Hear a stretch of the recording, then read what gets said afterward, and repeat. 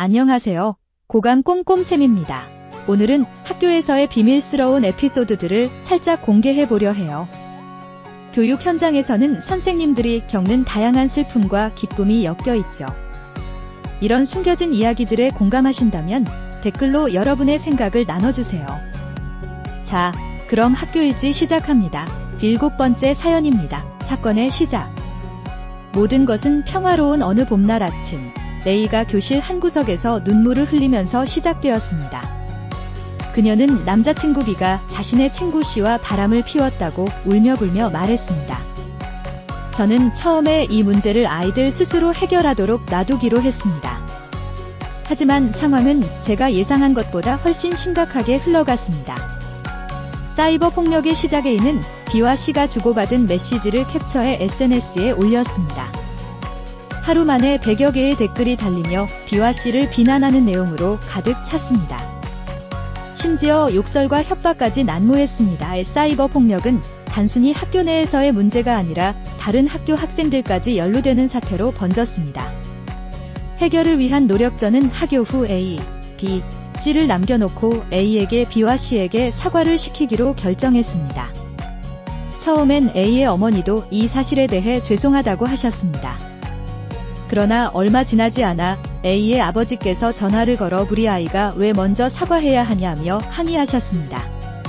그는 먼저 잘못한 건 그쪽이니 그쪽 사과를 먼저 받아야 한다고 주장했습니다. 교사의 역할이 상황에서 저는 교사로서의 역할에 대해 깊이 고민하게 되었습니다. 교사가 아이들의 애정 문제까지 신경 써야 하는가? 하지만 이 문제는 단순한 애정 문제가 아니라 사이버 폭력으로 번져 다른 학생들에게도 큰 상처를 주고 있었습니다. 저는 A를 다독이고 B와 C의 상처를 보듬으며 학폭 사안을 처리하기 위해 일주일간 동학년 선생님들과 고군분투했습니다. 사건 종결과 새로운 문제 겨우 사건을 종결시키고 학폭 문제로 번지지 않게 했지만 A의 부모님은 마지막에 우리 애가 몇 번이나 사과했는지 아시느냐? 고 말했습니다. 참다 못한 저는 우리가 A를 위해 얼마나 고생했는지 아시느냐? 고 소리치고 싶었습니다. 정말 분노가 치밀었습니다. 새로운 국면? 얼마 지나지 않아 남자친구를 믿을 수 없다며 울던 A는 전 남자친구 B의 절친 D와 사귀기 시작했습니다.